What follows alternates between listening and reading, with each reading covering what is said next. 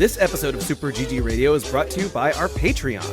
Patrons of the show can get our Dogs of Super GG Radio newsletter, Super GG Radio stickers, a slap on your closest PC or bag, input on what we cover, game nights with the hosts, and even a chance to win a copy of an indie we talked about. Not only that, but 90% of all patron contributions go to the Children's Miracle Network of Hospitals. Visit patreon.com/superggradio to learn more.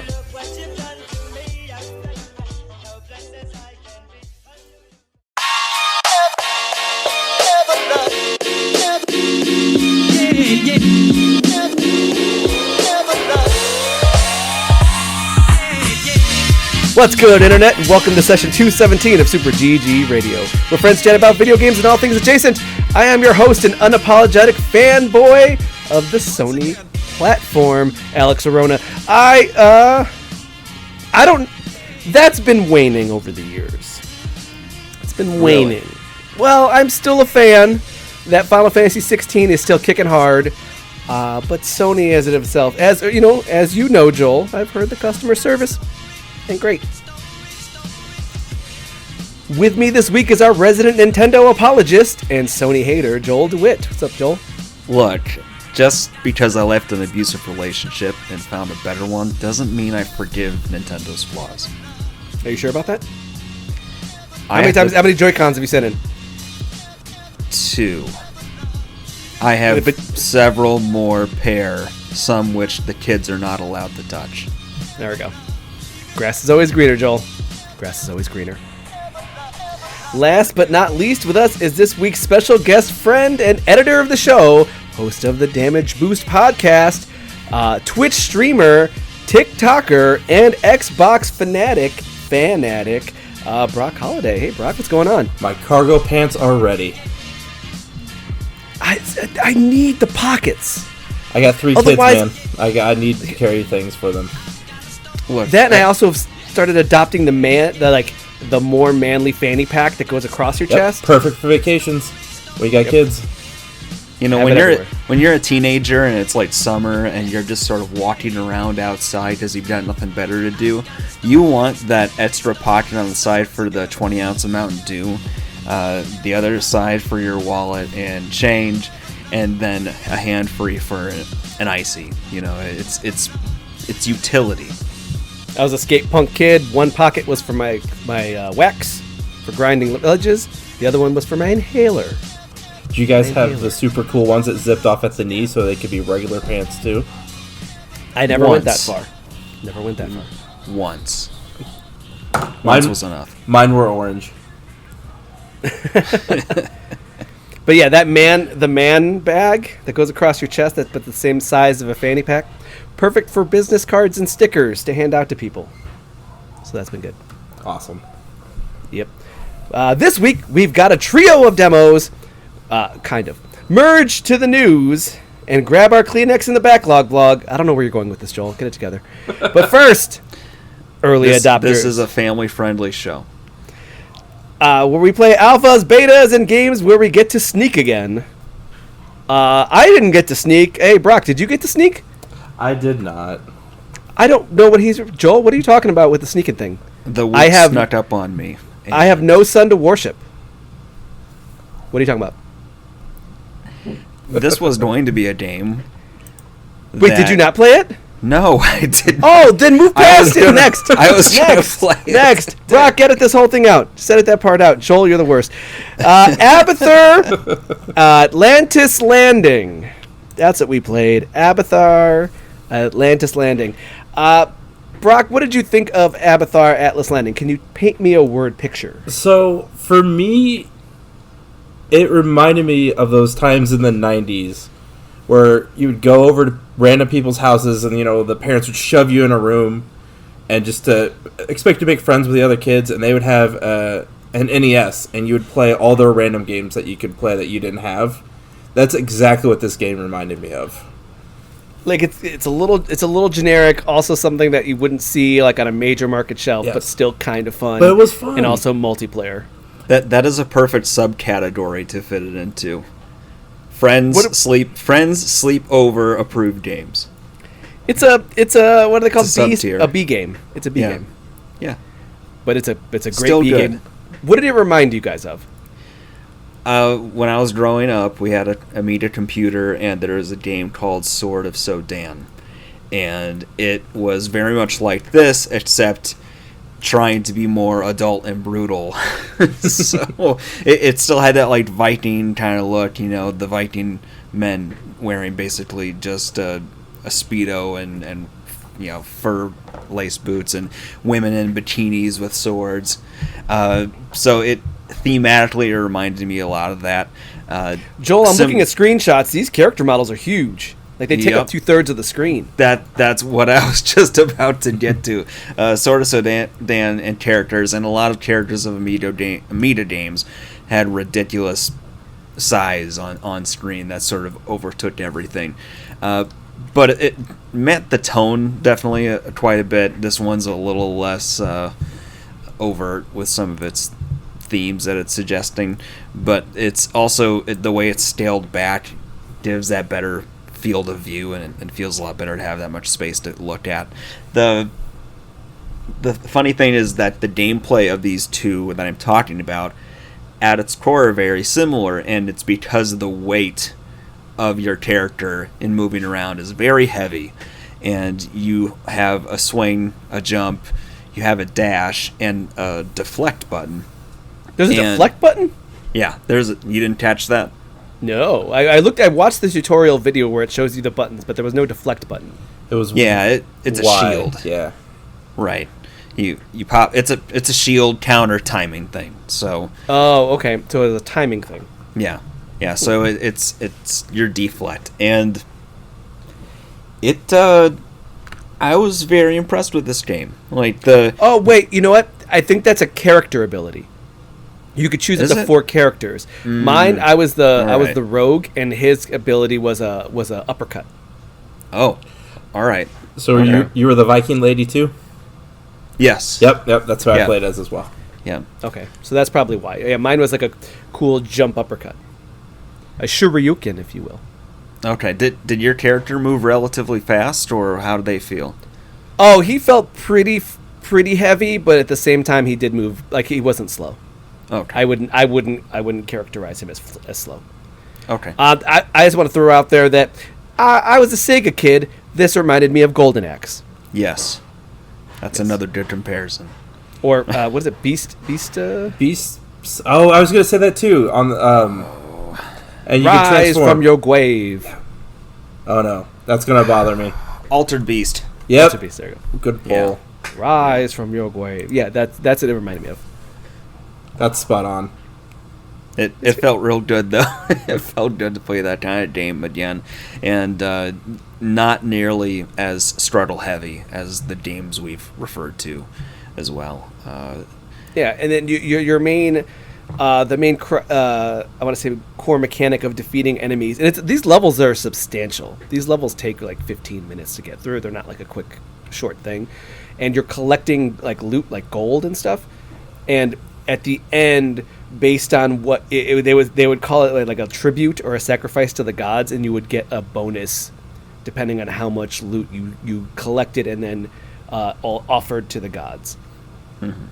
I got a like bonus to my crit damage, so that was pretty cool. Did you guys get anything from offering up to the gods? I don't know that I did, or I didn't pay attention to it. If I did. It filled in on my item bar, but I had no idea how to use it, so I just kind of rolled with it. Oh, so you got an item? I think so. It filled in one of the things right above the health bar. At some point, I picked up potions. Yes, at the end, a couple that's potions there. Up and attack. Yeah. Well, there were spears that you could pick up and along the way and do in the same way. It was like an item slot up there, I think. Yes. But at the end of each level, if you offered enough of tribute, the game would say, "Okay, you get blank," and it would give you like a bonus to your like stats or something. Mm-hmm. I really loved the art of it, the background especially.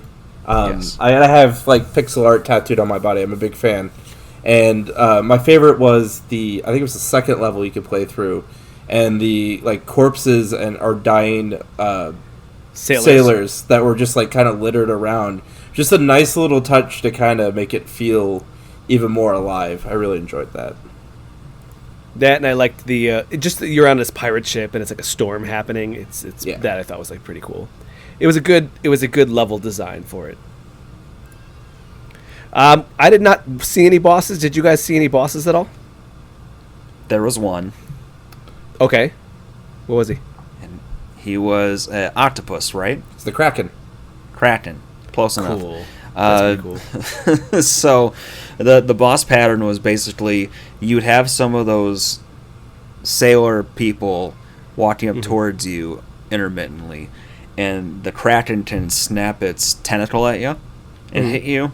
They could fire out a blue and black sort of electrified orb at you, or it could spawn out little offspring that would sort of float down on you and hurt you if it hit you. You could deflect anything if you had the timing right. Otherwise, it was just a matter of pattern recognition for the different waves. And you can actually see that if you were farther out away from the boss, he would just throw those blue electrified balls to you. Wouldn't even bother doing anything else other than that or the spawn. And then it wouldn't be until you got within firing range of him that it starts snapping his tentacle back at you. So nice little variability in the patterns and the designs of the actual level. The character model and environment was great. The music hit the right kind of tension and escalation, so that worked well. But yeah, overall I was pretty satisfied with it, and it was nice and challenging. Plus, you gotta love that that Sega Genesis SNES soundtrack each time. Yes, I think that's part of what I liked about this game so much. It's very, very hearkening back to that sweet spot of like at home playing the Spider-Man separation anxiety game on a Saturday afternoon or something. Oh yeah, and then just so we're clear, this game did come out June 29th, and we're going to talk about it a little bit later because it is also a freebie.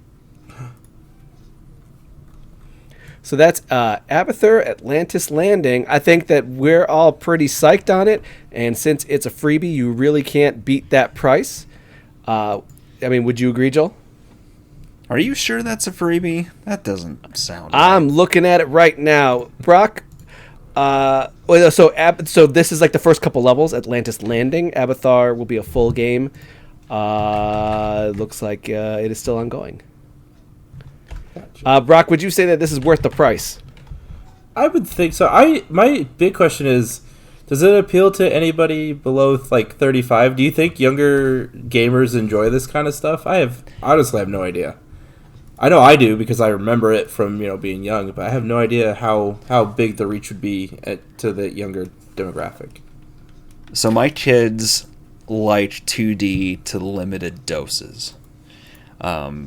They'll play their Marios just fine, or if I find a good 2D platformer that's more about manic fun than hurting each other, they probably wouldn't play something like this unless I sat them down with me.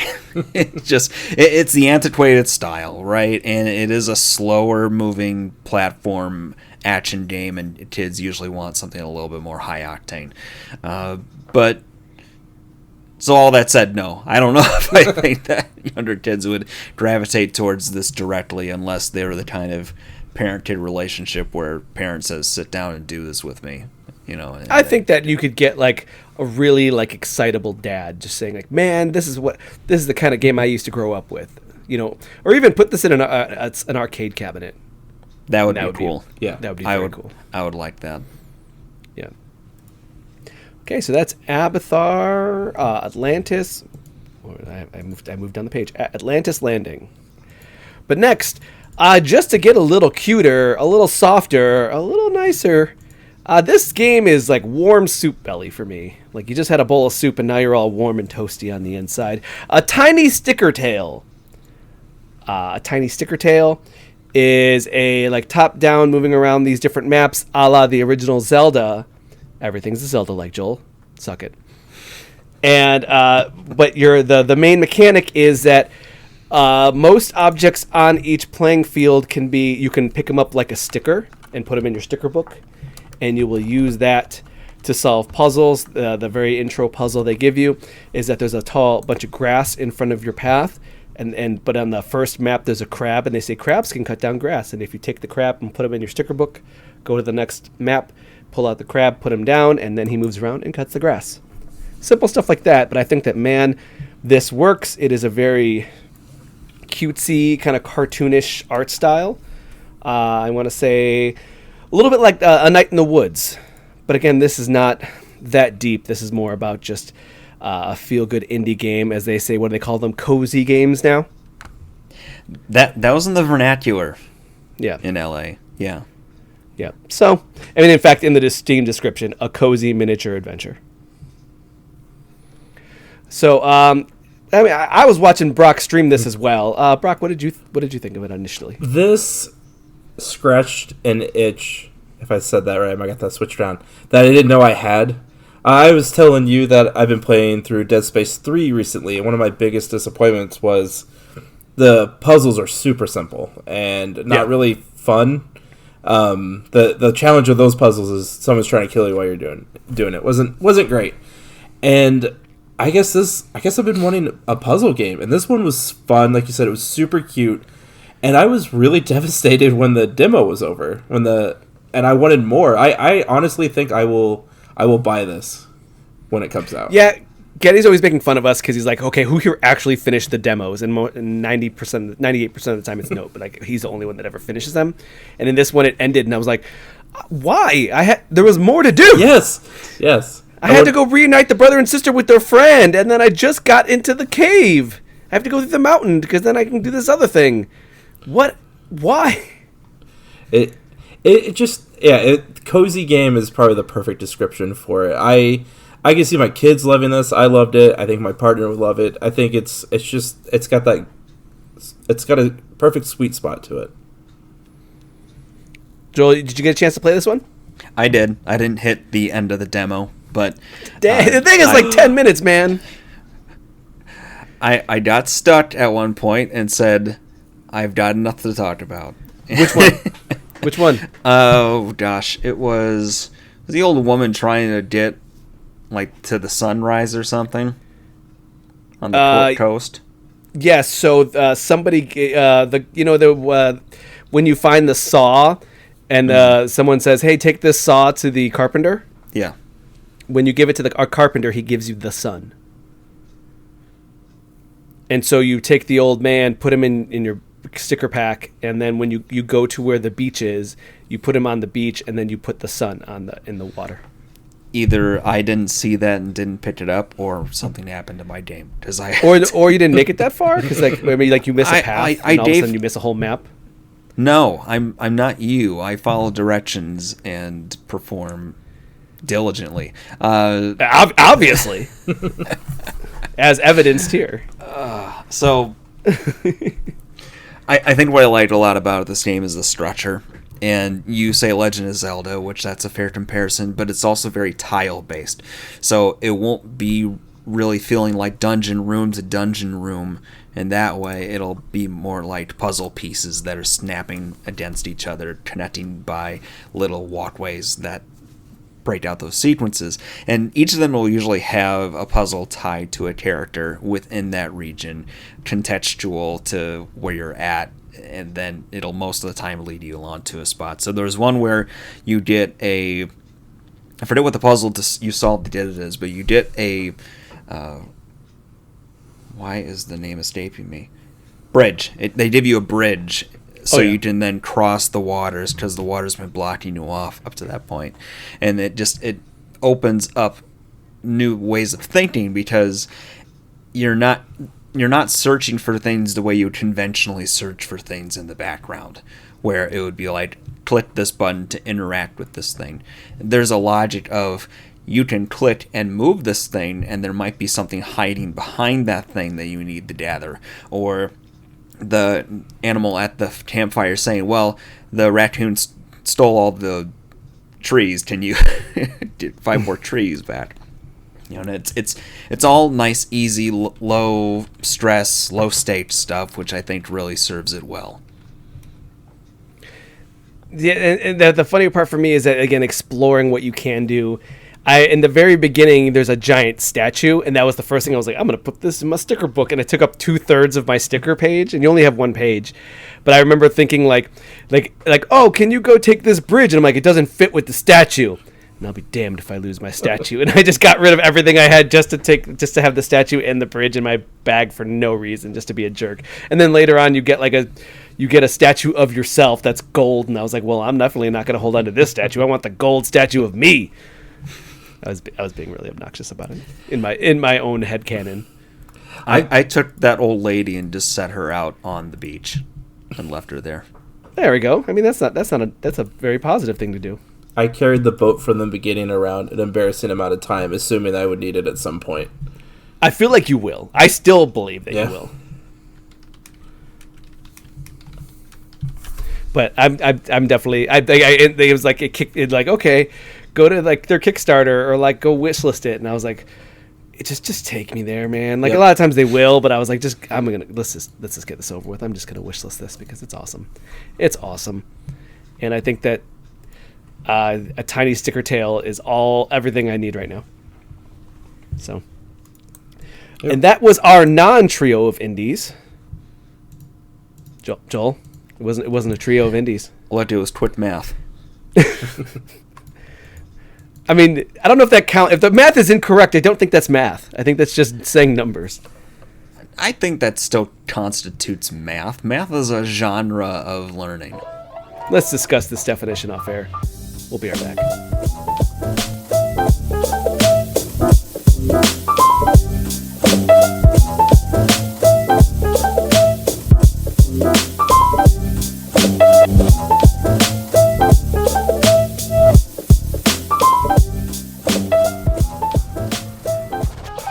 Hey, news.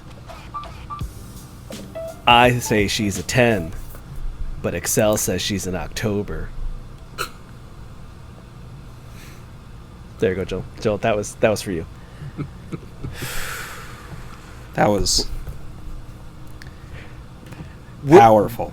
Very We're recycling powerful. TikTok content, people. We're recycling TikTok content. Okay, first off, the news: Microsoft and FTC case, for Trade Commission, right? The Federal Trade Commission.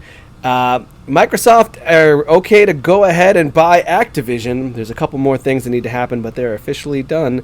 The main thing to think about here is that Activision probably would not have let out a lot of their games. And now that's never been Microsoft's MO. So really, there is like a level of like, oh, that's kind of cool. Like we might actually get more Tony Hawk. Mm-hmm. A new Spyro, perhaps. Like that Tony Hawk Pro Skater 1 and 2 was excellent, but imagine 3 and 4. Joel, what if you got a full Skylanders collection? I don't need a full Skylanders collection. Rumor of Prototype 1 and 2 remasters. What? There's words of Prototype re-releases. Of Prototype? You ever heard Prototype? Oh, Prototype. No, I haven't. Prototype was like the answer to Infamous. Oh, okay. I should play those then. Yep, they're talking about re-releasing those. All I'm saying is that that a lot of people are focusing on like, oh yeah, this is not good for video games and stuff like that, and I understand that. I'm also just saying that like maybe now we'll get some these Activision games that usually they were probably done with. Well, we'll have to see. I think Microsoft is incentivized to use those underserved licenses just because it's an easy way to balloon up their total content on Xbox Game Pass. Like they're fast tracking the same way that Netflix has been trending, where it's like you're gonna start with a wide net of stuff that you pay deals to get people to come into your tent. You use them to keep people engaged while they start building their own in-house pipeline of games, and they just so happen to be doing it by capitalism and buying this time, because I think Brok, you can attest to this. They have not had a sterling record internally for a while. No, I honestly, since Halo, haven't really been excited for anything that's Xbox exclusive. I think the one good one they've had in like a couple of years was Hi-Fi Rush. Yeah, that was in like January. And like Shadow Drop too, so just kind of came out of nowhere. Yeah, but they haven't done a whole lot ever since. All this stuff has been relatively poor. I think or niche. I'm a big fan of State of Decay 2, but State of Decay 3 is probably not happening, so who knows? There was a conversation about what's going on with that. Overworked, it sounds like, and Xbox spoke out before they were supposed to on things that pissed off the developers. It's not great. Oof. Speaking of Xbox, ID at Xbox had a showcase where they announced a bunch of different games. It was a long list here, and I've kind of been trying to dwindle it down to some of my favorites. Monolith Requiem of Ancients, which looks to be a sweet, like, third-person action-adventure game. You have a little character, they like got a cool hood, and he's got a big sword, and you're running through these mystical worlds, hacking and slashing away. Yeah, Zelda-like. Yep, like you said, you can't get away from it. The one I've been waiting for, Hellboy, Web of Weird. This looks like you're just playing the comic. It's cel shaded. It's weird looking. It's all disproportionate and just stylistic. I can't say enough. Look, I'm gonna wishlist this right now. Might as well, right? I'm here. Let's see what else we got here. I had a couple here. Roman Sands Rebuild. This looks and sounds like Neon White soundtrack animation, but it's a puzzle game where you're just like collecting items in the environment to stop the apocalypse. Yeah, that covers it. It has a lot of like pastel colored light shadings of backdrops to it. It's a very slick looking game, and I'm definitely curious to see more of it. Brok, do you have anything you saw that you really that really stood out to you on this? Oh, I just had something and my mind's blanking. Oh no, caught me at a bad time. Go back. Stray Souls, which looks a lot like Alan Wake but creepier and gorier, and like these are monstrosities of weird like flesh, and I'm gonna wishlist this one too. My brain turned back on. The Gex trilogy remastered. Was that at this one?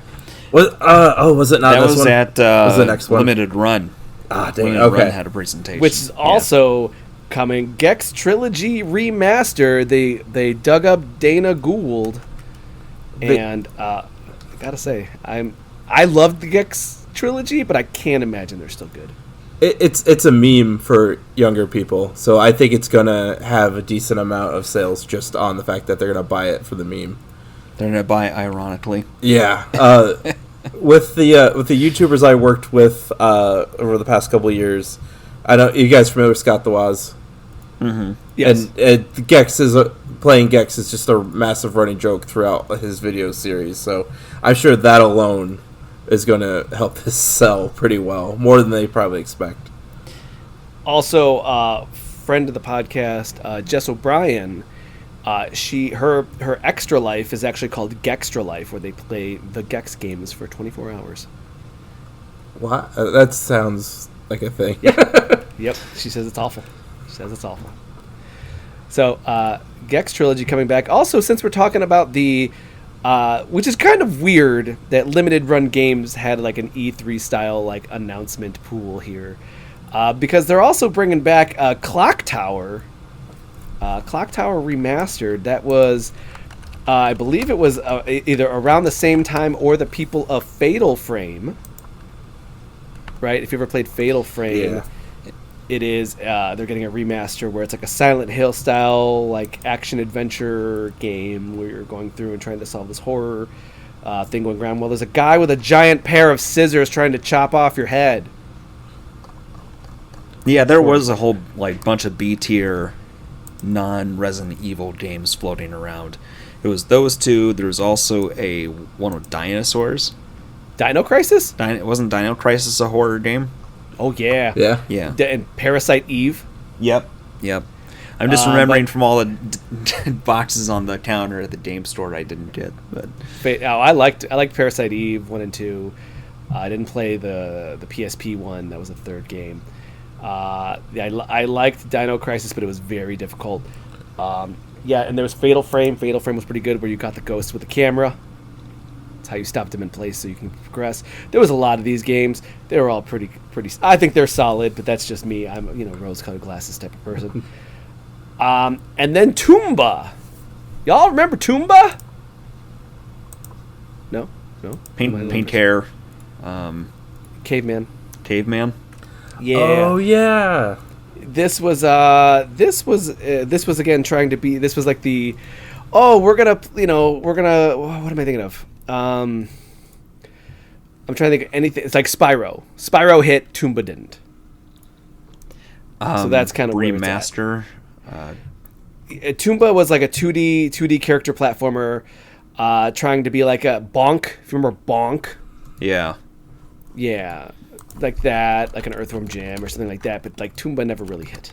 I'm looking at this trailer. No gameplay. I'm looking at original Toomba gameplay. Oh, okay. I wanted to see what the new game looks like. They don't have that out yet. Toomba had like 3D points where you could jump into the foreground and background. But yeah, it was very much like jump on an enemy's head to defeat them. That was such a cool thing to see when you first saw it. Oh yeah, exactly. All right, now so those were the 3 remaster announcements. Back to the ID at Xbox though. Joel, you were talking about Karateka? Yeah, they made quick mention of, they announced it as, what was the name? The Making of Karateka. So it sounded on its head like it was a documentary about this game, which, like, it was a funny thing to hear because it feels very out of place for a gaming announcement area. So I thought, like, oh, they're just branching out into interesting little historic documents. But no, it is a documentary style format. It looked kind of like Atari 50s sort of menu scrolling to try to outline the timeline of it and history of it.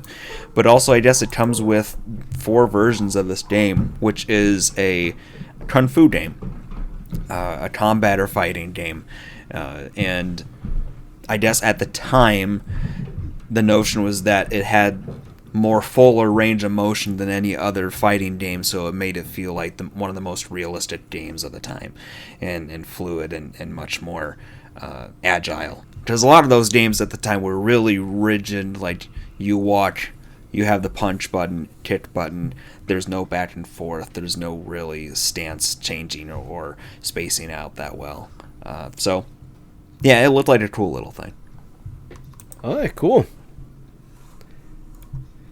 Okay, so that was the idea at Xbox. There was a bunch of different games. I do want to shout out also Everspace 2, which we played on this podcast. And I think that's it for right now. Also, some news that just recently came out. It was rumored, but now it is officially out. There's going to be a Black Panther game. That is from the people that's EA, who are making the Jedi Fallen Order games. So we now have a Black Panther reveal, which is very exciting. So we have a bunch of Marvel games, guys. We have the Uncharted people doing the Wolverine game. Okay. We also have the Captain America Black Panther World War II game. Spider-Man's getting that sequel. And now a Black Panther game. We're getting some good stuff. And these are all like really well-written people. Like these are like the storytellers. These are the real storytellers here. Like it's not an Avengers online only free-to-play game. And they said they even officially said the Black Panther game will be story-based, single player. Not really anything else going on with it. So that's very exciting. Let's see. And Square Enix is thinking about remastering its older non-Final Fantasy titles. I brought this up because I wanted to ask you, what did you guys... What can you think of a Square Enix game that you would like remastered? That isn't Final Fantasy? Care Guys. Oh, nice. What was yours, Brok? Honestly, I recently have started playing Dragon Quest games. Okay. And I would like to play older ones that are accessible. Oh, let me tell you about the Nintendo eShop Dragon Quest sale happening right now. Oh, nice. 1, 2, and 3, but also they are remaking those into 2.5D games. I will pick this up. I forget which, but there's one that's stranded on DS. and they haven't done anything to get it current. That might be a good choice if they're going to try to do a remaster. So Joel, guys, God Bless the Ring? Yeah, that's top of the list. Bushido Blade? Oh, every time they make a new every time they make a new samurai game, I'm like, is this Bushido Blade? Is it Bushido Blade? No, it's never Bushido Blade. It's never Bushido Blade. No. Hot take, it wouldn't hurt my feelings if they did a Chrono Trigger remake. Yeah, but that's hard. Remaster. Yeah. That's difficult, though. I feel like remaster, like you think about the HD remasters for the Final Fantasy stuff, right? It retains that look while feeling a little more crisp and pop with the animation and art. Like it's, think that, just not 2D HD. I hear you. I'm going through the list here of all of the Square Enix games. They sure made a lot of these Dragon Quest. Snoopy DS. Let's go meet Snoopy and his friends. Does Kingdom Hearts count, even though it's with a collaboration? Can we? Yes, but why would we want to remaster that? They're already perfect. Sarcasm. We don't have released them everywhere, right? Didn't they re-release them? I want the combat of 3 where you get to keep Donald and Goofy and then have the extra character, and that's what I want changed about those games. Oh, okay. Just having that one element would make them so much better, in my opinion. And I'm surprised, Joel, you didn't say Dirge of Cerberus. If they ever re-release that, I might have to play it again. It was a bad one. Don't go back, Joel. You've already been in an abusive relationship. I have been waiting for Breath of Fire. Bring back Breath of Fire. That was a solid series. Kingdom Hearts 3 is one of the best games ever made. I'm just saying. Continuing on. Also, speaking of Final Fantasy, turns out Final Fantasy was all lies, Joel. Lies, all lies. Did you hear this story? What specific lie are you talking about?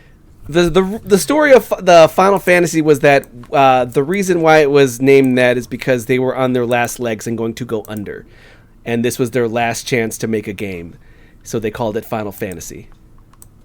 Okay. And it turns out that is all a lie. According to who? The original creator. It came out. Hold on, I'm going to pull up the story here because I have it right here. As it came out, he said he wanted to clear the air on it, and it's more it's not exactly that.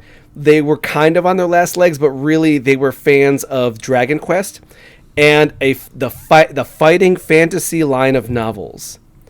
He liked Dragon Quest style of games, but fighting fantasy novels, and he liked the fact that the fighting fantasy novels were easy to abbreviate. So because the fighting fantasy novels were easy to abbreviate, they said we should make it FF as well. And they said, what could be FF? We can't use fighting fantasy. And there we have the Final Fantasy. I kind of prefer the original story. Yes. It was all lies. There's less magic. Yeah, that's the whole thing. This story came out, and it's like, oh man, that's sad. That's not what I wanted. I wanted the story. Oh, my whole life is a lie from here on out. The only thing that could bring me joy, Joel?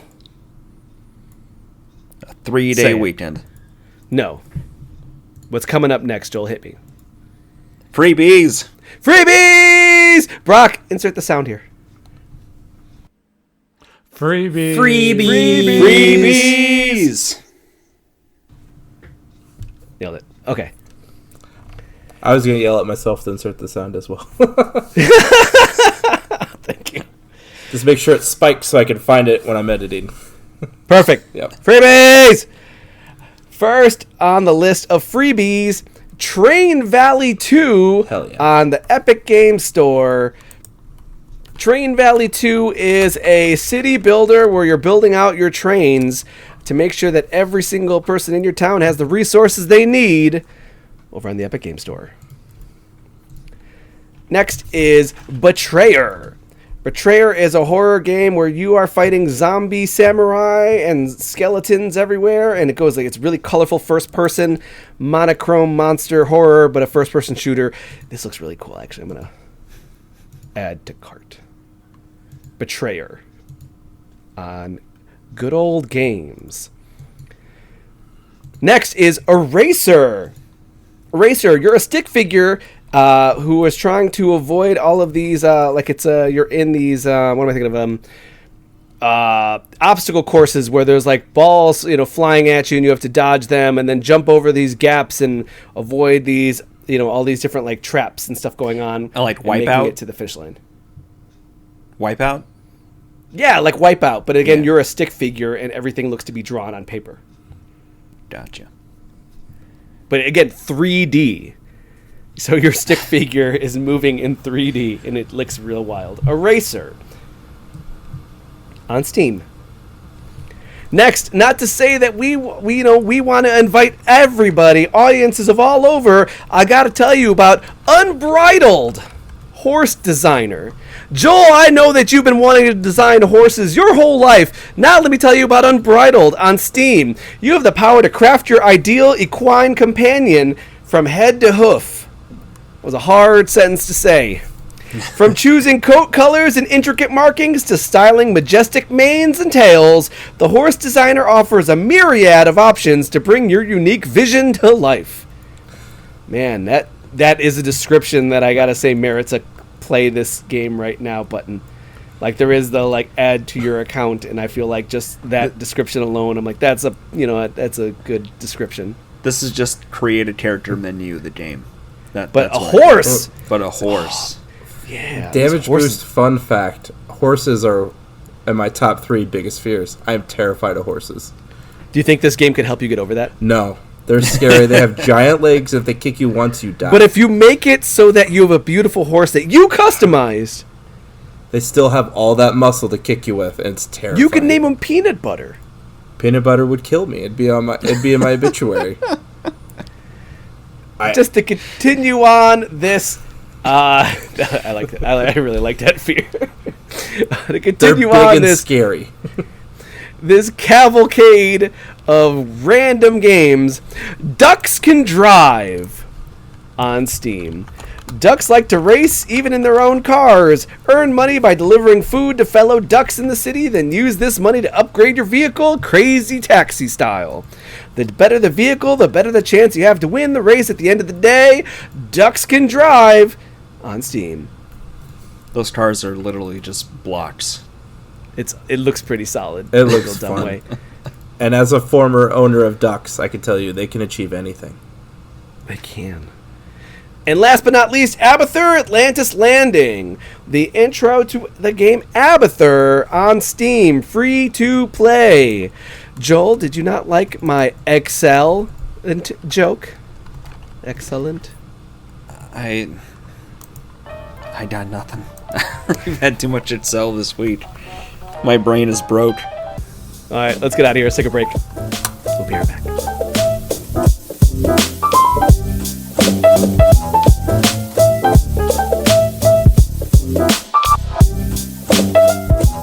And we're back. Back with the we're back with the Backlog Blog. We're pushing through, where we play games that will make us cry, but also make us a little smile. Oh, it's a dichotomy. You can cry while you're smiling. Tears of joy? Is that what we're talking about? It could be, yeah. I think so. Tears of joy. Brok, you are our guest. You are here helping us out, but also, you're just a great guy. And I want to talk about this little game you brought here called Road 96. So, Road 96, I couldn't think of how to describe it, so I'm just going to read for how they do. They described it. It's an adventure video game from the first-person perspective. The campaign has the players assume the role of several teenage hitchhikers attempting to flee the nation of... Is it Petria? Is that how they said it? Yeah. Petria. Yeah. Without being arrested or killed. And the hook of the game is you can't escape the same way twice, and all the relationships you have as you're hitchhiking affect the game as you go. And it reminded me a little bit, I told you guys before, of Necrobarista, and the way of it made me feel feelings. I think, like, just for example, the very first person I interacted with, and I think it's pretty uniform, is the cop. And I'm very ACAB in my attitude towards cops, but I started talking with this lady, and then I forgot, I'm like, oh yeah, she's also a person, and then got to know things about her kid, and then later met her kid, and because I had talked to her before, it completely changed how I interacted with her kid who had run away from her. And it's just really cool that how each character you meet will, and your decisions and how you talk to them affect how you're going to treat the next person. And I don't know how you felt, Joel, but the very first time escaping was probably one of the most nerve-wracking moments for me. I think top 10 of moments in games where I really felt uncomfortable and on edge.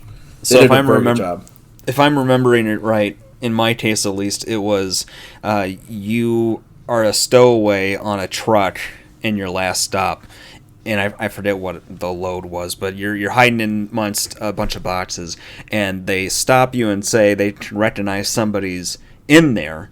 It's worth noting this is like a totalitarian, like Big Brother type state where they can scan and see things like, you know, human signatures and trailers and stuff. But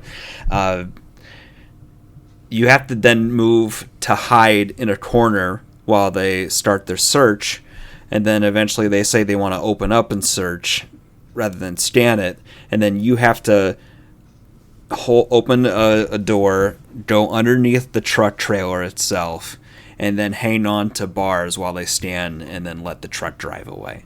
So it was this nice bit of tension, and you actually had that, like, yes moment when you got away too, because that's the thing about this game so far is that, you know, it goes very quickly from a you made this choice, now here's your consequences thing. Like there's also the part Brok is talking about where, you know, it'll bear fruit what you've done earlier on in the game, but more directly you'll have health or like energy depletion, so, and you'll have currency you can find, so you need to sort of balance the I'm going to burn all my money to travel as quickly as possible versus I can hitchhike here and then take a cab this time and I'll get rest from that.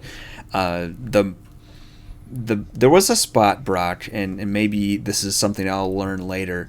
There's a rock along a path where you can move the rock and use it as a hiding place for money. Did you encounter that? Is that towards the end of like the caves with the waterfalls? It was the end of my first run. Yeah. My first, yeah. I didn't do it. I wasn't sure. I was worried that I almost felt like it was a trap, so I didn't mess with it. I played it very paranoid. From what I understand, I think that's like where you could come back and find money there as a different character. Oh. That's sort of what I thought it might be. I didn't encounter it in my second path, though I got arrested my second time.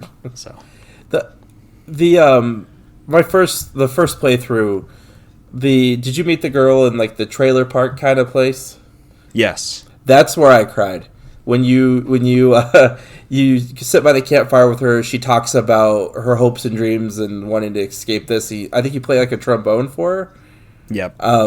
Very bad. I cried my eyes out playing that part. It kind of reminded me of when I actually had hopes and dreams and all of that, being younger, and kind of, I don't know. It really touched me in that way, and just, it felt like there was a lot of love put into the writing too. Now you're making me want to play this game. Yeah, that moment did a really good job of giving you that feeling of like you're a teenager in high school, just hanging out with somebody out during the summer, asking questions that aren't really that important, but you know you're about to hit like a big point in your life, right? A big point of change, that kind of thing. Made me want to listen to Ocean Avenue. Oh no! Now I'm less in. Pull out that electric violin. Yeah. Mm-hmm. Yep. Yeah, that violin kicks ass in that song. So you would recommend Road 96? Oh yeah, Yeah. and it's on sale for like $6, I think, something like that, or was. That's what I paid. So if you wait, it's not on sale anymore. But catch the next sale. It'll be back down to $6-7. I've already bought so many games on Steam. It's a good game to stream too. If you need another reason to buy it, I think you could perfect for audience interaction. Also, just to pull. Oh yes, clips the Steam Summer Sale ended today. Yep. All right. Well, now this is on my wish list. I was lucky enough to play it for free on Game Pass. Just saying. Oh, it's on Game Pass as well. It's off now. It came off at the beginning of July. Wow, you guys are really like setting me up to be upset. Oh, by the way, I got it on sale. Oh, wait, you can't. You guys are brutal. You can now look forward to your next opportunity to play it on your Steam Deck. Ugh. Oh well. It's on the Switch too. It seems like a good Switch game. I'll check the eShop sale. Now, I also wanted to talk to you guys about a little game I played that we talked about in the Freebies section. A little game called Postmouse. Postmouse is a third-person action adventure where you are a mouse. And you work for the post office, but the post office bird did not come into work today. And all of a sudden, you are now a mouse whose job... And he's got a little hat, a little red post office uniform. And it's your job to deliver the mail that day. And it is a very vibrant world, and you are like, oh, you gotta scale this wall and then get into a house and then go, deliver a package that's through the house, and you gotta deliver a letter to these baby birds that have a nest in the attic. Their mom was out helping their aunt, and she wasn't back yet, but she wanted to send a letter to her baby birds. Stuff like that. It's very cute. It's very Xbox 360, PlayStation 3 era, where the 3D is really good and your mouse is very cute. He's got a lot of personality. All the interactions are very, like you're talking to a turtle, and he's talking very slow, and it's very like he's emotive, and it all looks realistic while also having a really big personality. But when playing, you are clipping through walls, and you are, you're trying to climb something and it doesn't register and you fall to your death. There's a lot of instant deaths. There's a couple of chase scenes where you're supposed to do this like platforming sequence while running. And if you like, oh, my character kind of got stuck on this ledge and he couldn't move, it's like instant death. Even if like there's no actual death, it just like cuts to a death scene. Even you're like, oh, I thought I had that one. Cut to death scene. You're like, wait, I was still running. Oh, I guess I got too slow and I got behind where the game wanted me to be. So it's not perfect at all, but I will say it was adorable. It was real easy, breezy, felt good. It made me feel smart. It felt like it had a real alive world, real Stuart Little live action. You know what I mean? Like real good that way. And at the same time, that game was like 2.5 hours. It looks adorable. I'm watching the trailer right now. It looks very cute. And you can't beat that price of free. Yep. And also, I believe it came out this year, January. Yeah, this could totally be something that they could have put on sale. Hey, it came out and I was like, I literally I beat it and I texted Joel instantly. I was like, Joel, Postmouse. It's real solid. So, I highly recommend Postmouse. You could do worse things with 2.5 hours. And instead of enjoying this really cute, personable little action adventure. Did you read about the studio that made this? No, I did not. Do you know about them? I was just reading it. It's just a bunch of college kids, as they put it, in an isolated town in the middle of Denmark, surrounded by fields. Oh, really? Wow. They live at a campus made of old military barracks, and and they're all getting their education in animation and computer graphics. So that's pretty cool. Nice. That's very cool. Well, I gotta say they did a really good job with Postmouse. Their first outing was phenomenal. You can get the soundtrack, and the soundtrack is excellent. It's really well done. It's very like orchestral. They say, please do enjoy it. It's been made with blood, sweat, tears, and the occasional beer. I can't, like, all we're doing is just selling Postmouse and how awesome it is, and people need to play Postmouse. That's what matters. So now, that was our backlog blog. A little bit of a shorter episode, mostly because we have our best friend and editor and fellow podcaster Brok Holliday here, and we had a conversation previously about Fortnite. I am very pro Fortnite. Getty and Alec are a little anti Fortnite. I think it's more of an Epic Game Store for Alec, but that's a whole other convo. But really, Brok, you are a big fan of Fortnite. Is that correct to say? I would say I'm a old man defender of it, I guess. I think it kind of gets unnecessary and almost kind of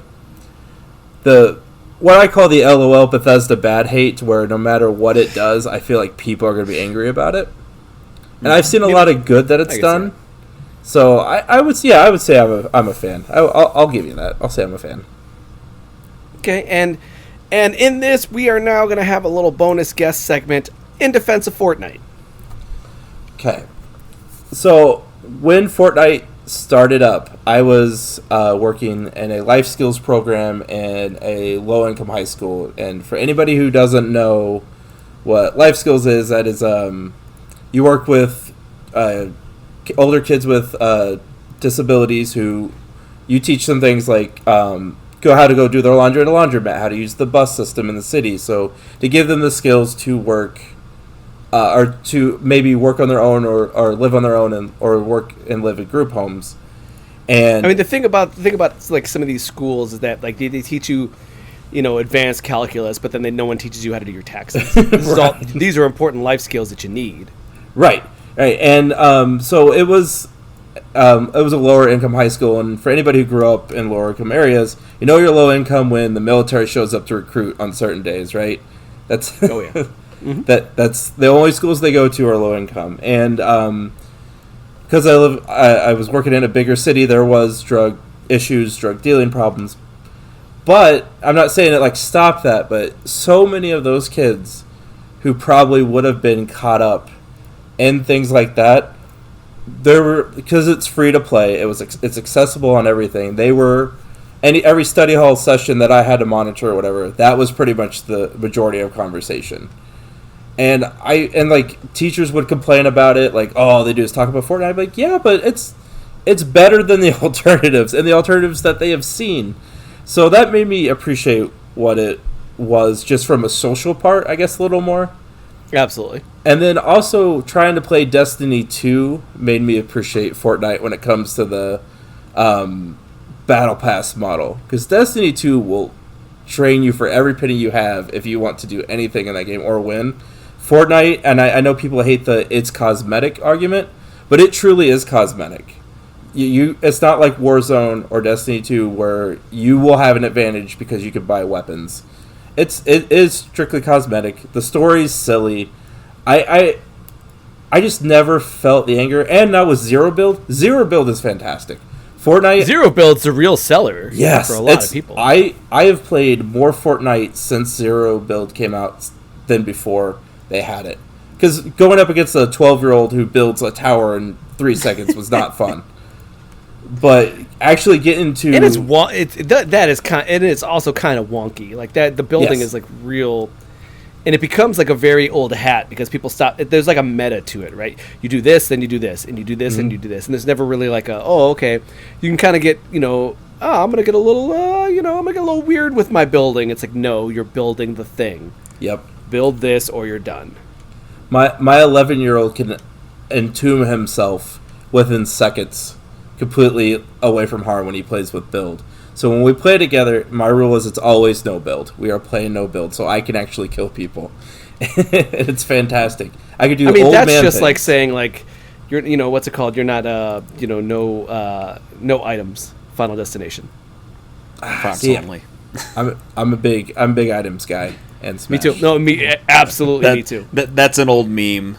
Poking fun at old tourney Smash players. brother. That is just Joel. My occasional co-host Carl was he played in Smash Brothers tournaments really, really good. He is hardcore, no items, no stage gimmicks at all. He does not think that is the correct way to play. and I strongly disagree with that. The way they set default is the intended way to play the game. You are more than happy to change the options to tailor your preferences, but like if you go to a game menu and it says normal, easy, difficult, it starts at normal. Yes, items are the valid way to play. It's the fighting game community that are a bunch of weirdos. I mean, that's just very clear. The fighting game community are a bunch of weirdos. Fucking nuts. But like and that's why I actually really do like Fortnite. It is with no build. It is very much dad comes home from work, wants to have a beer and play a game. You can enjoy it in that way now, which before you couldn't. So it is now, it appeals to me more than it ever has. And I could sit back and do what I would do on Call of Duty 2 back in the day and just snipe little aggressive 10, 12-year-olds who are just rushing everything and hide and, camp, as they say. But you know what? I win when I do it, so I'm fine with it. That just sounds like a good decompressed game, where it's like you don't want to think too hard while you're playing something. You just want to let your body do the sort of twitch reaction to the activity and decompress from what the day's done to you. It's like a tiny bit more interactive watching a TV show. That's the line I want to straddle. For me, it's also just about the fact that, like, for me, it's just about the amalgamation of everything. There's always been like this, like I say amalgamation. There was this is a dumb thing. There was a comic series that came out called Amalgam Comics, and what it was the first like DC Marvel like war where they like Superman fought Captain America, etc., etc. And it wasn't much, but then they somehow merged universes into the Amalgam Comics like line where it was, so it was like Captain Superman, or it was like Dark Claw, where it was Wolverine and Batman together, and they did like 2 issues of each different, but they did like these like 30 of them, where it was just these characters like mixed together. There was a Spider Boy, it was Spider-Man and Superboy, and they had like it was a crazy thing. And I remember being that kid also who like would play out with all of his action figures, and it's like, oh, the Ninja Turtles are fighting Spawn, and Captain America comes, and that's what Fortnite is always like has been to me, which is watching it be this game that just like I at parties I'm like, oh yeah, I play video games, and someone's like, oh, like Fortnite, and I'm like, oh, you don't really game. But at the same time I go like, man, can you believe that you could play as Ripley from Aliens and Mike Lowry from Bad Boys? Will Smith's character, he has a dozen characters that are all kid friendly, and somehow they picked the guy from Bad Boys and they put him in Fortnite, and they can all floss, but then also they can do the Wu-Tang dance where they do the W with their hands and play Wu-Tang Clan Ain't Nothing to Mess With. And it's just like who put that all together and then put it in front of 12-year-olds, and the 12-year-olds are like, yes, more of this. I'm like, how?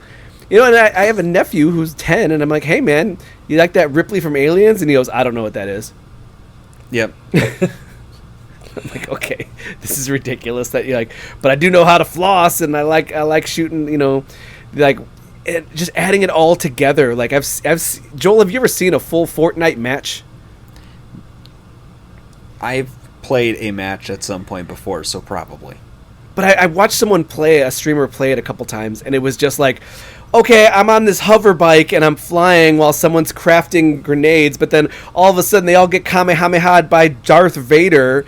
And it's like, wait, what is that sentence? And they're like, oh yeah, we also have dog backpacks. And it's like, what are you guys playing again? I don't know what's going on anymore. It's more of a love letter than people are willing to admit. Yeah, and it's like, oh yeah, okay, Goku can now Spider-Man swing with web shooters. Yeah. That's dumb. Like, come on, like, what is this game? But it all is there, and Joel, we've played Apex Legends and PUBG, but like now imagine that you also could just get a lightsaber now, and it's like, what? Okay, and then also I'm gonna Spider-Man swing out of here, and you go grab the what's it called? What was the thing from Halo? Because that thing is in there. Warthog. The Warthogs, I believe, are in Fortnite. The Pelicans or the like little ships too. Oh, yeah. All right. They're in Fortnite. That doesn't make sense. But let's all Kamehameha each other to death, and that sounds like a good time to me.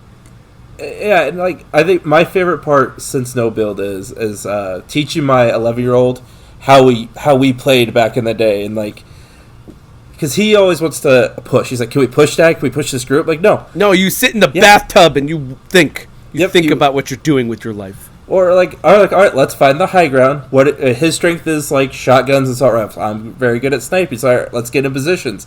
And then we wipe out a team, in seconds. And he's like, "Oh wow, you're really, really good at this stuff." And I'm like, "Goddamn right I am. Goddamn right I am." Is that split screen on there? No. Okay. It's a split screen on Xbox is the only one you can split screen. Okay. All right. Because I'm thinking about those days where you'd like put a divider on your TV and try to stop screen cheating from happening in like GoldenEye. I think you have to be on the same team. Okay. For split screen. All right. But at the same time, you said how we used to play back in the day. That's not how we played back in the day. Me and Joel played PUBG like day one, and it's you sit in the bathtub. I'm saying back in the day. I know. I'm just joking. In the before times. For PUBG, back in the PUBG days. Me and my buddy would just hide till as long as we could and avoid combat at all cost. Exactly. Mm-hmm. There was something really fun about how slow things were in that, though, and it's so confusing with things going on. It definitely had that kind of like I'm in danger all the time tension, and we should play PUBG again sometime. We can, but I don't know. I can't believe go back. It definitely kind of Fortnited itself up like a lot. They did. It's not what it was. If you want a game we could all play together, I recommend BattleBit Remastered. I was gonna say I'll play some Apex Legends. I love Apex too, but nobody will play with me anymore. Why? Did you get too good? No, just everyone got that I played with got burnt out on it and just kind of quit. Yeah, I never played religiously. I would play like once or twice a week for like an hour. But yeah, I just think that Fortnite, it does get a bad rap, and I definitely like when I'm at I was at a full adult party, like someone's 40th birthday this weekend, and I was like, man, oh, you like video games, huh? And I was like, yeah, let me tell you about Fortnite. Let me tell you about it. Like, oh, do you actually play Fortnite? No, but I'm gonna tell you right now, I can tell you that Fortnite is something. It is something. It sure is like a thing that is. It's way more impressive than what anyone would give it credit for. It's a cultural touch point. Like when you go to the Kohl's or some other place and look at kids' shirts, it's going to be Fortnite, Roblox, and like Five Nights at Freddy's. Like it's strange how that's the thing that hit, but that's going to be some people's Minecraft, which it'll be like the game that they play and will stick to. Well, it's funny about that is that I know more kids who are into Five Nights at Freddy's that have never actually played it. That's my kids. Too terrified to play it or Poppy Playtime, but they love talking about it. Yeah. It's just because there's there's such a deep level of story there. That's weird. Yep. Shout out to Matt Pat. The Game Theory. I like Game Theory. But, so I think Fortnite, I agree with you. I 100% agree with you. I think that there is a lot to be said about what it can do. And also just, bring, like you said, seeing it at, a school where kids are using it as a way to, that's their time, that's what they're up to without keeping them out of trouble. And with it being free to play, in the true sense, it's accessible to, everybody in a way. Well, it's on just about anything too, right? It's on tablets PCs, and phones. Switch, yeah. I don't think they do mobile anymore because I think that got shut. Also, Apex Mobile got shut down as well. That's because people stopped playing it. Yeah. I don't know if it was because of the Apple model or if it was just I'm pretty sure it was the numbers weren't there anymore. That's fine. But Fortnite, I think the phone numbers are there. But Fortnite gets treated like the Dane Cook of video games, but it's nowhere near as offensive as Dane Cook. Absolutely. You know what? That was a really good metaphor for it. I was like, oh no. And yeah, you're right. It's not as offensive as Dane Cook at all. It actually is a very capable game, and I think that it does a lot for people. I definitely know my brother doesn't like his kids are obsessed with it and he hates it, but he's like, oh yeah, I'll play you some Fortnite. You want to play some Fortnite? And it's like a way for his kids and him to like enjoy and bond over something. Mm-hmm. And it's throw everything else out. At its core, it's a good game. It plays well. There are a lot of I think that sadly and positively, the thresher of everyone's rushing to get to that free to play model. There has been a thresher of just we're going to destroy them because they were not profitable anymore, and what's left are the ones that are oh, these are pretty solid. What was it, Warframe? Mm-hmm. Warframe is still very they just released another big update that apparently was a whole nother twist to the game. I think there's just a lot of stuff there. There's a free to play Monster Hunter. I can't remember what that one was called, but my brother and his kids played that one a lot. So there's just a lot of good free to play now that most of them have kind of fallen by the wayside. Yeah. So that was the Defense of Fortnite. Who would have thought? I didn't think I'd be here 4 years ago defending it. I was that parent at first, man. He was like, I want to play it. All my friends play it. I'm like, no, you're not that type of kid. Go boot up something that's more gamery, please. But I grew as a parent. Well, look at us. Yeah. Who would have thought? Not me. Oh, Paul Rudd. Okay, now to take us to our one last thing. One last thing is us sending out one last sentence, one last message, sending us into the weekend and you, the listener, into the weekday. For me, I need to stop. I'm glad the Steam summer sale's over. It needs to be done. That really just kept buying indies, and it ended up being 9 indie games, and I'm like, well, they're all installed on my Steam Deck now. Should probably play that thing. Oh, Joel, hell,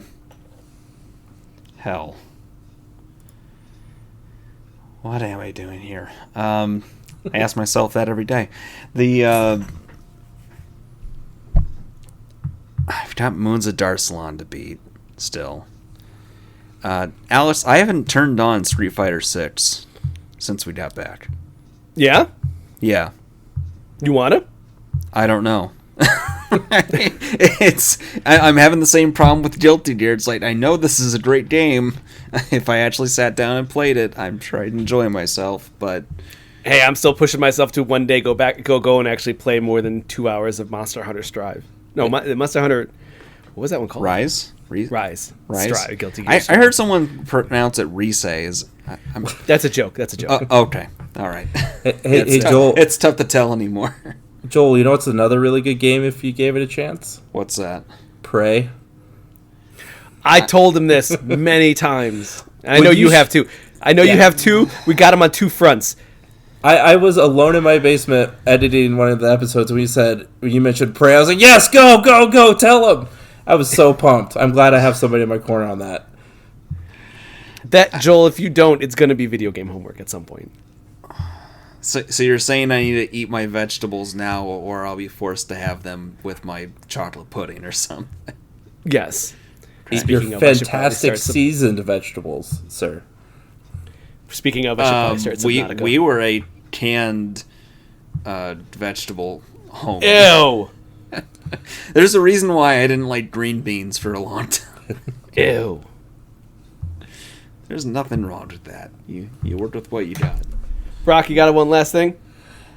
In 8 days, it will be possible to own every Pikmin game on the Switch, and you should do it. I've got 3. 4 comes out next Friday. I was about to ask if 3 came out on the Switch. Yep, they did a remaster of it on the Switch. They did a remaster. It was on Wii U. Nintendo did a whole apology tour when they had the 3DS and the Wii U. And the 3DS had something called the Ambassador Program, where they gave you 20 different ROMs from Game Boy and Game Boy Advance on your 3DS, and they gave you a little digital plaque you could turn on, and it would just take you to a menu with a digital certificate that you were an ambassador. And the other one was... Do you still have that digital certificate, Joel? I do. It's messed up. I do. I'm certifiable. So... the other one was on Switch, as an apology for them, if you bought a certain game, you could get a free digital copy of one of their other 2 first-party games. And it was like either Splatoon or Pikmin 3. And I was like, well, maybe someday I'll play Pikmin. Oh, it's good. Hasn't happened yet. 1 and 2 digital on the Switch as of 2 weeks ago. 3 already on there. You can get physical, and 4 comes out next week. Mm-hmm. My youngest saved up his money from his birthday, and he went and got the pre-order deal where you get the free Pikmin water bottle. He's pretty excited. That get me hyped. Is that a multiplayer game? Yeah, 3 is, and I believe 4 will be. Okay, cool. Yeah. All right, so a lot of Pikmin hype. Goddamn right. Joel will buy it and then never play it. No. I refuse. And that will be it for this week's Super GG Radio. Before we go, you can find us on Twitter at Super GG Radio and twitch.tv/Super GG Radio, where Thursdays our podcast, where we have our live recordings. Oops, we're not able to do it the next 2 weeks, but we will be back on the 3rd week. Wednesday, Joel is disco dancing the night away. Joel, what's going on with that? You were so close, then you slowed down. What happened? Boy, let's just say summer break isn't as conductive to streaming as I'd like it to be. The kids are always running around. There's a lot of... I didn't get that far on Wednesday, in case you were wondering. That's what I was asking. I think I got as far as... Kim seemed annoyed at me with something. You're being the bad guy, Joel. That doesn't really whittle it down. But no, you're being the bad guy. I'm sure I asked somebody for money again, because every time I play, I end up begging people for money.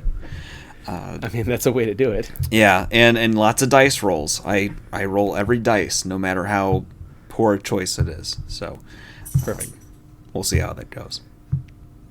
Okay. Then Saturdays, Joel and Kelly are attempting to escape the Escape Academy. That's still going? Saturday might be the last one for Escape Academy. Ooh, we might close the book on then. They got this like map that looks like a stained glass window with pieces that you fill, like a puzzle, and we only got like 2 left. So I feel like we're nearing the end. Awesome.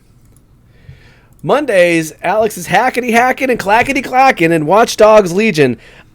Every time I'm like, what am I gonna play in the backlog? Nothing's really grabbing me. Nothing I really want to start up.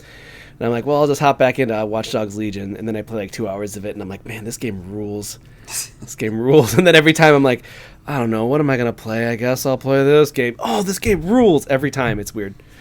I don't want to play it, but whenever I play it, I'm just having a blast. Tuesdays, I'm Skater XL and chilling, listening to some dope beats and playing Skater XL on the multiplayer servers. I didn't this week. I was busy getting destroyed in Street Fighter 6 at a local tournament. Shout out to our friend Kevin Fair. But we will keep going on them streams. Come hang out with us. Say what's up in the chat. Also, our friend Brok Holliday streaming over at the Damage Boost, twitch.tv/Damage Boost. Is it Damage Boost Pod or Damage Boost? Damage Boost Podcast for Twitch. Sick. All right, and what are you streaming these days? A lot of Minecraft. I've been feeling Minecraft, and I'm really bad at it, but it is therapeutic, so it's been Minecraft all week. I find it's nice to have, just give yourself a little goal. Yeah. My goal is to try to keep the iron up because my kids steal it and make stuff we don't need in our server. I think I made a floating 3-bedroom apartment with a waterfall on one side and a lava fall on another. That's awesome. It's pretty cool to make the floating stuff. It's fun. All right, and then what days are you streaming? Right now the goal is Monday, Wednesday, Fridays, but it doesn't always happen because life gets in the way. But your tentative schedule is Monday, Wednesday, Friday. Yep, just summertime makes it difficult because the kids are always, like Joel said, they're always running around. Awesome. And where can people find your other content? Damage Boost Podcast on TikTok, Damage Boost Pod on Twitter, and Damage Boost Podcast on YouTube. Awesome. And if you'd like to reach us with questions or input, our email address is mail@superggradio.com, and provide a review on iTunes or the podcast app of your choice. Brok Holliday, thank you so much for coming hanging out with us and bailing us out as those other two abandoners. Abandoners, not the word. Joel, what am I thinking of? Betrayers? Deserters. Deserters. Abandonees. The abandonees have abandoned us again. R.I.P. Getty and Alec. All right, and I'm going to say GG Joel. Good game. GG Brok. Good game, guys. Good night, everybody.